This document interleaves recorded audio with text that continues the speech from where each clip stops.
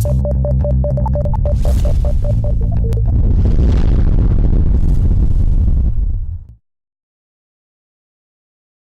and welcome to the first edition of TVC News Investigates. I'm Ivy Kanu.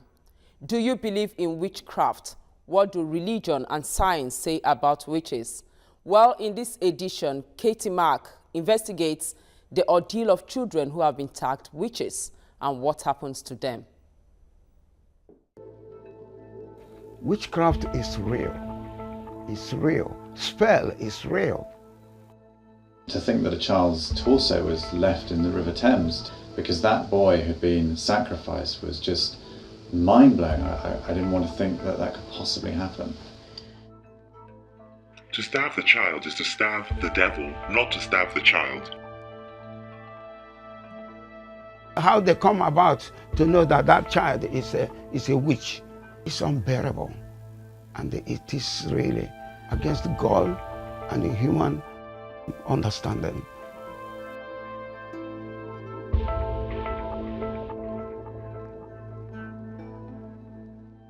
The children weren't allowed to eat, sleep or drink. They were forced to pray and take part in what was a sadistic ritual that was under the guise of deliverance. Accused of practicing witchcraft, was beat, then drowned Christmas Day 2010 as he begged to die because of the pain they were inflicting.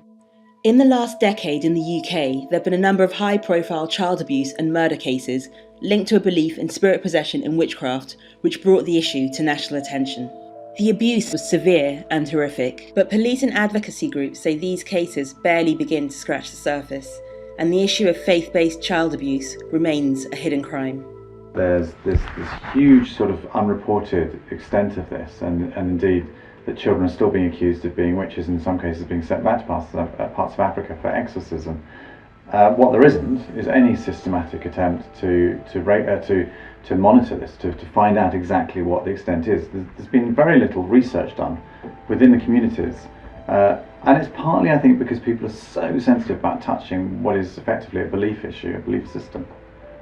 Children that are accused of being possessed by evil spirits are thought to have the power to bewitch others, cause misfortune, failure, illness, and even death. The cure is to expel the spirits, sometimes by violent means, through what is known as deliverance. Ritual murder is real. It's real. It does happen. And I don't know when it will stop. Well, with witchcraft, there's normally the intention to harm someone else. So even an unintentional witchcraft, you might feel ill will towards someone, you might feel jealousy or envy or something like that, and that can result in witchcraft. Or, in the case of sorcery, you deliberately set out to harm someone. Whereas these other forms of killing is rather harnessing power in order to advance your own ends. It was here in September 2001, along the River Thames in central London, that a passerby noticed an object floating on the river. On closer inspection, he found it to be a body and alerted police. Moments later, just further upstream, the mutilated body of a young boy was pulled out of the river. It had no arms, no legs, and no head. Unable to positively identify the child, the police named him Adam. He was a young boy around 5 years old. Police called it one of the most shocking murder cases they had ever dealt with. Dr. Richard Hoskins, an expert in African religion, helped the police with the case. The killing of a child is considered to be the most, that's the most serious, most awful, and therefore the most empowering form of magic that you could perform. But the idea of sacrifice in general is that you spill the blood, it appeases the gods are then happy, the spirits are happy, they receive this offering of the blood, which is the life force of the animal, and they then perform on behalf of you whatever it is that you're asking, whether it's to heal somebody, whether it's to maybe bring you good luck or whatever it is, but the spilling of the blood brings that power. The killing of a child is obviously forbidden in the whole of Africa, but that doesn't mean it doesn't occasionally happen. And in the case of Adam, it happened here in London. Forensic tests on the contents of Adam's stomach revealed he'd been fed a potion of bone, clay and gold, which indicated that he had been used as part of a protection ritual. A substance from the calabar bean was also found in his intestine. This would have acted as a paralysing agent, leaving him paralysed but conscious when his throat was cut. He was ritually prepared. We found contents in his intestine and lower intestine that showed he'd been prepared for it, and the manner of the cut to his neck and the way he was drained of blood, held upside down and drained of blood, is just absolutely typical of the way that animals are killed and sacrificed in parts of Africa. And so I think there's no doubt that he was sacrificed, and that's another thing again. He was the first known case of child sacrifice in the UK and the first unsolved child murder for the Metropolitan Police in more than 30 years. I knew fairly early on it was a ritualistic killing. What I didn't sort of twig to very fast was the fact that it was a sacrifice, partly because I didn't want to believe it. I didn't want to believe that in London a child would be sacrificed. I wouldn't want to believe a child was sacrificed in Africa. And to think that a child's torso was left in the River Thames to float away, one tide away from getting washed out to sea, because that boy who'd been sacrificed was just mind-blowing. I didn't want to think that that could possibly happen. Adam was identified by a key witness earlier this year as Patrick Haraba. His killers have never been caught. The case was significant, coming just a year after the death of Victoria Climbié, an 8-year-old from the Ivory Coast who died in London in February 2000 after a horrendous period of sustained torture and abuse. She had been beaten with hammers and bike chains, burnt with cigarettes, bound and forced to sleep in a bath because her carers believed her to be a witch.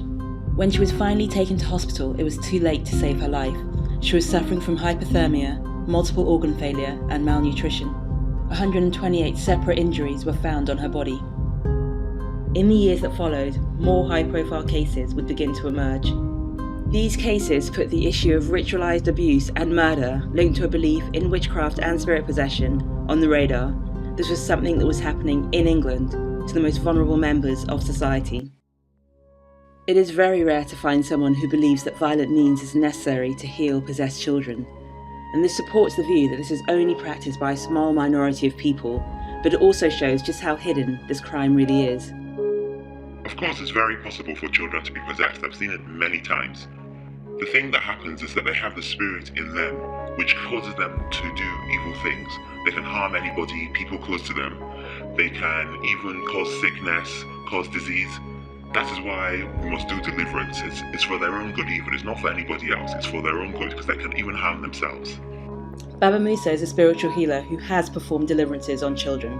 He did not want his face revealed, but agreed to an interview over the phone. He's practiced in London and Nigeria.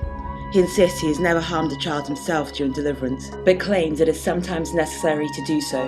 He says to save the child from a greater evil. I don't believe that children should die from deliverance. The reason that it's done in the first place is to save the children. So why should you want to kill them? Now, in England, there have been cases of children dying because their carers have tortured them to death, cutting them, starving them, apparently to deliver them from witchcraft. I mean, how can this be justified? To starve the child is to starve the devil, not to starve the child. It's to cure the child. The cutting is to allow the devil out. Now, I think most people would just consider that child abuse, and I think most people would be horrified that you don't outright condemn these practices. All of these things, there's a reason why they're done. It's not just something that we made up today. It's something that's been going on, that's been done for hundreds of years in our communities. So these things all have a reason. Even if it's not understood properly here, it's understood. People harming these children, they are the people that should be investigated. They are the people that should be interrogated, not the children. Because what they see is not what other human beings see. So if you ask me, those children are innocent. They are innocent of any accusation. Justice Amadiegwa's father was a well-renowned spiritual healer back in his village in Nigeria. Justice says this type of abuse is never acceptable. The people that harm these children are the people who are really sick in their heads.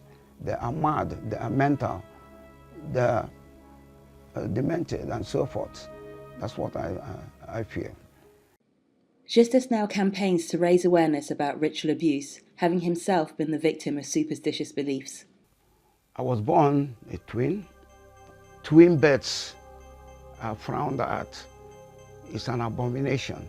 The native doctor saw another human being inside, which was my partner.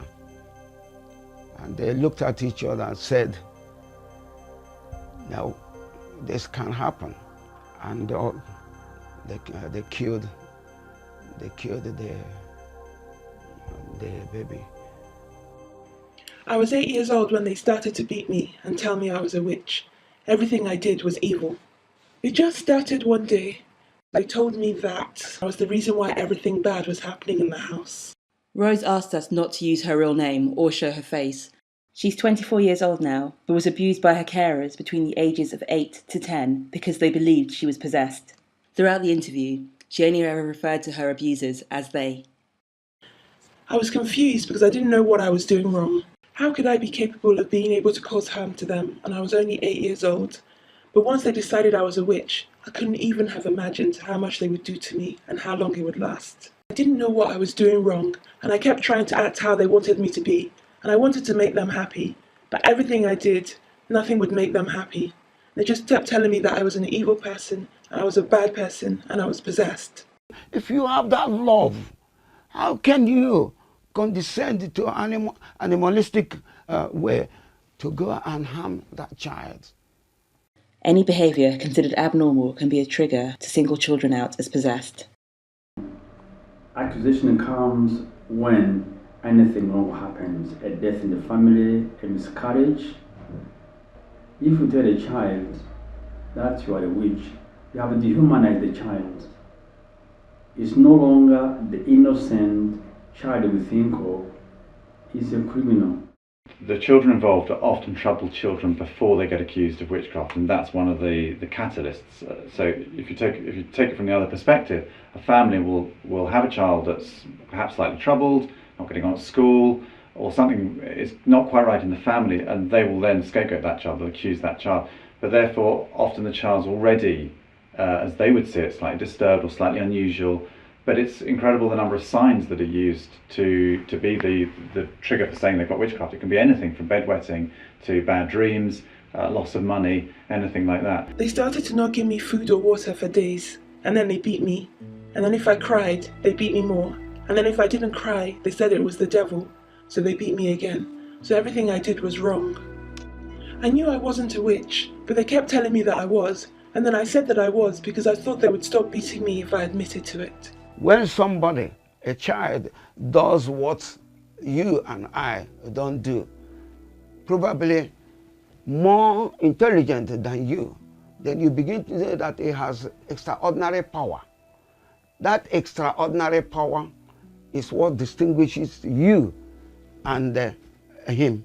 And in that respect, some ignorant idiots then will look for a way to blackmail them, call them witch, and then find a way to, because in my country they said, if you want to kill a dog, you give it a bad name. Once you give it a bad name, then you can kill that dog. If they're possessed, will they not suffer more? And they'll make others suffer too. So is it not better for them to go through a little bit of pain so that they can be happy and they can be free, and others around them can also be free?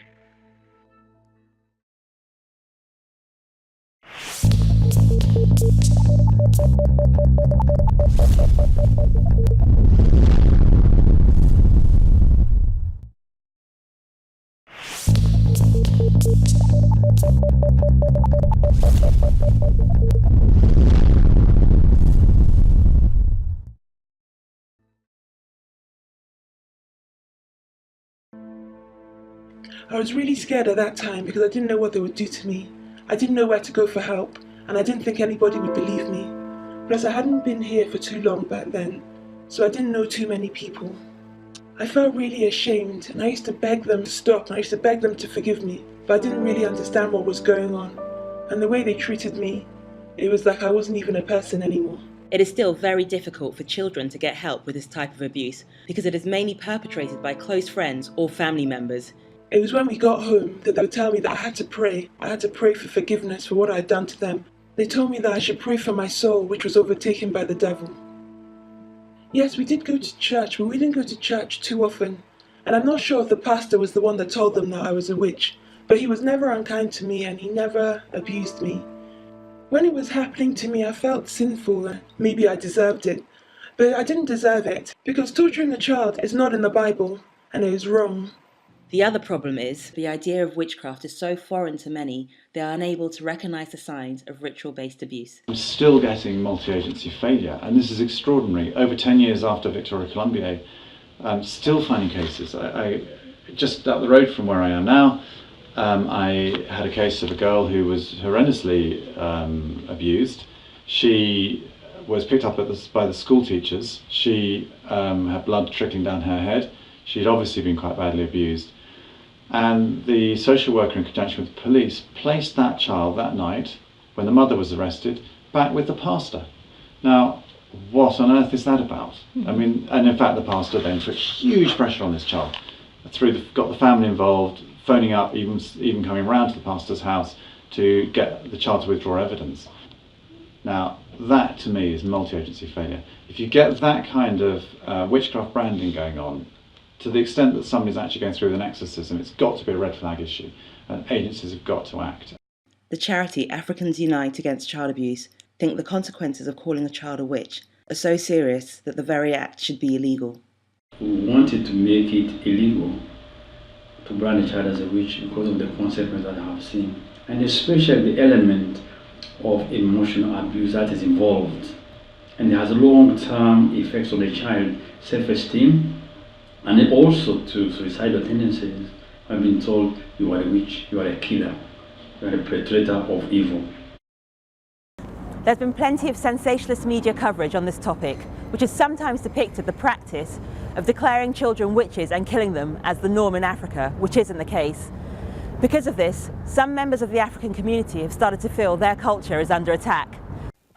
Please, it's only about 5% of people.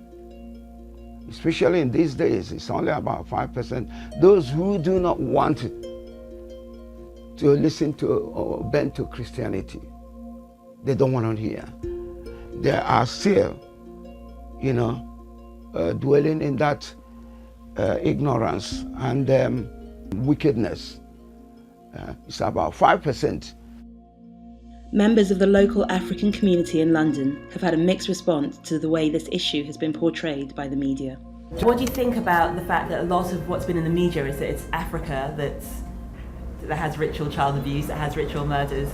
Because they're preying on the fears and the ignorance of the masses, and I think it's so sad, and they should really be reined in.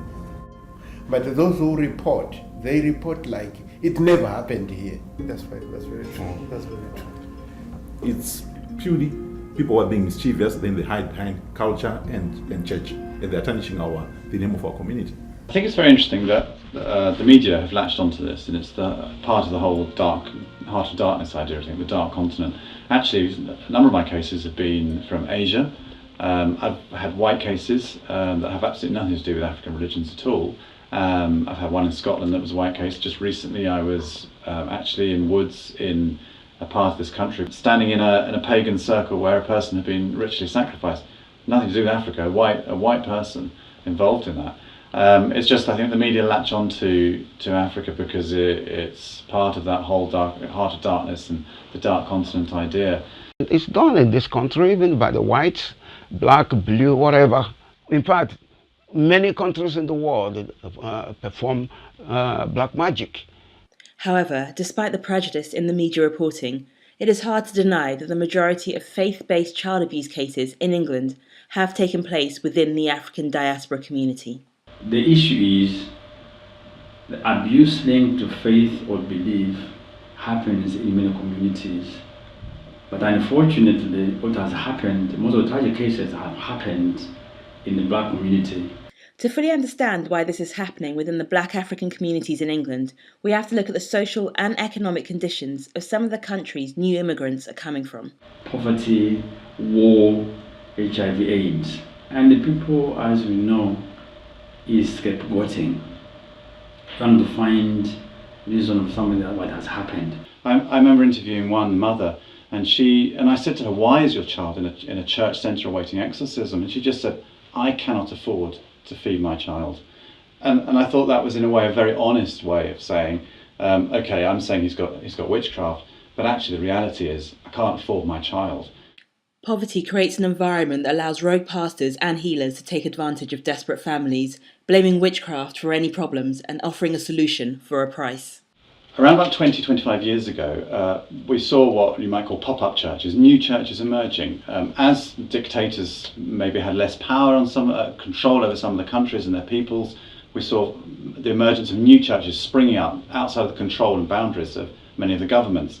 And they've caught on and taken on all over the continent, wherever you are actually, throughout sub-Saharan Africa. You can see these churches on every street, new churches that pop up, and they have become fertile ground for this kind of accusation against children, to say that they've got witchcraft. And it's partly because there's no regulation, it's partly because the pastors now have the kind of power that maybe the traditional elders in the villages used to have. So they've assumed this enormous importance, and what they say goes. Belief is not a problem. The problem is in your belief to harm. And then nobody is allowed to use their belief or culture to abuse somebody or to harm somebody. And the least of all, the weakest in the community, the child. Organisations say one of the ways to start to combat the problem is to regulate churches and pastors. The problem is that you don't need any authorization to start a church. You don't need any training. I can wake up one day, tomorrow morning, I say, I don't know do this job. I start a church. I can start it in my sitting room. I can have it in a garage somewhere, and I could have said I've had a vision at night, and that's it. What is happening is relatively new to the continent. While the idea of witchcraft has existed for hundreds of years in parts of Africa, in other parts it is not a strongly held belief. And the idea of children being declared witches is a new phenomena. When I was there in the late 1990s, I only ever encountered one experience of witchcraft accusation. Before that, I expect there was very little, because hunter-gathering communities have a very low prevalence of witchcraft accusations. And why is that? Well, because I think witchcraft tends to be dominant amongst people who can't get out of each other's way. They're sort of living in each other's places all the time. So with the hunter-gatherers, and also with pastoralists like the Maasai, if people do have a falling out with them, they can just go their separate ways. When we talk about African traditional religion, we must not sort of think of it as something static, something unchanging, because it has always. And African religions, the African religious world is littered with beliefs, with practices that have been useful, which have outlived their usefulness, and which have been abandoned. In the past, the idea was that it was older people, particularly older women, that were scapegoated. They were the ones that were accused of being witches. What's happened now recently is a new phenomenon, is the accusation against children. And I think it's because of a sort of Frankenstein mix, a bricolage, as the French would call it, a mixture of a clash of worldviews. It isn't authentically African.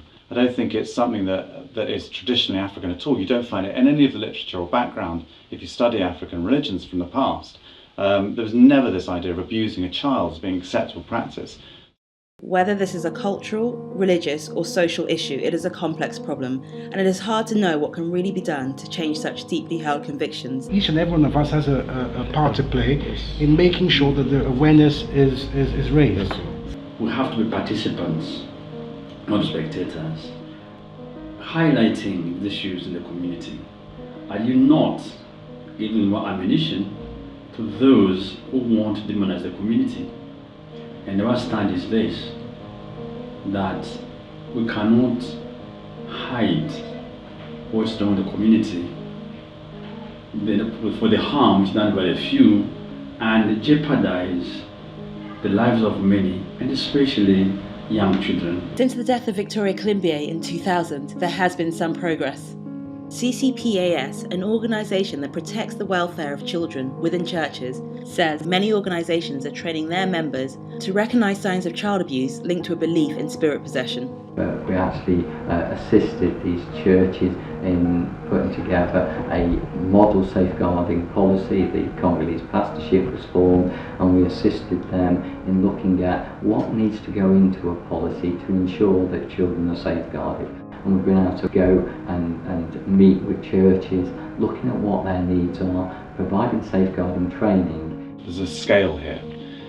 A number of people that perform exorcisms do it in a very benign way. That's not to say it's necessarily justified or that it's right, but they're not beating the hell out of kids. That's at one end of the scale. Right through to the other, you've got cases like Child B and Christy Bamu, where the children are put through horrendous torture to the point of death, and all manner of means are used to get the spirit out of the child.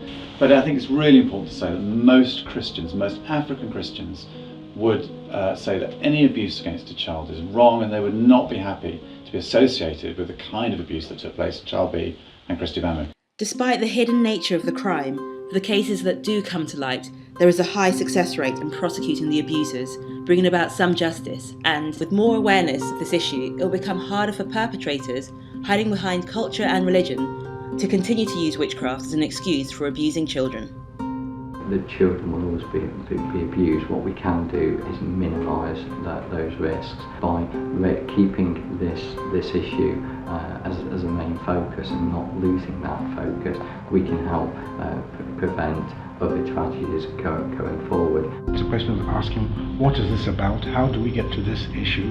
What are the motives behind this, and what are the end results? And I think our people should start asking a bit more questions, because when they begin to accept things without seeking how they've arrived at such a thing, this is where the problem lies. And you say, yes, it's so easy to say, oh yes, my culture says do this, oh yes, witchcraft says it's this, oh yes, my faith, without actually understanding what that faith is. Because the pastor says, oh yes, this thing happens. You should question a bit more. Any family that points to a child, you know, that child is a witch, the mother, the father, whoever, all of them should be subjected to punishment. Many people now, especially many Christians, are fighting against it now, and the fight is on. Well, let me just make myself clear now before this goes on. I do not believe in murder or that we should be harming children. What I'm trying to tell you, to explain to you, is that this is the reason why some people do what they do. Faith-based child abuse is still a relatively rare crime, but the level of pain and suffering inflicted on the victims is unprecedented and includes some of the worst documented cases of torture and abuse. Because of the nature of this type of crime, it seems it will continue to be underreported. The key to preventing more tragic cases happening in the future is community awareness, education, and participation. I still now speak to the people that were abusing me, and they say they're sorry, and I forgive them because I don't think they knew what they were doing, and I think maybe they thought they were trying to help me. I would say to the children that even though you're scared, there's always somebody you can talk to. For me, it was the pastor from another church that helped me. He saw what was happening and he said it was wrong. I would live with what they did to me every day. And I would say to people, think about the damage you're doing to these children, and think about the damage you do to somebody. It's not something they can forget. Childhood is meant to be a time of happiness and innocence. It's not meant to be a time for fear. That special report by Katie Mark. I'm Ivy Kanu. Join us next time on TVC News Investigates.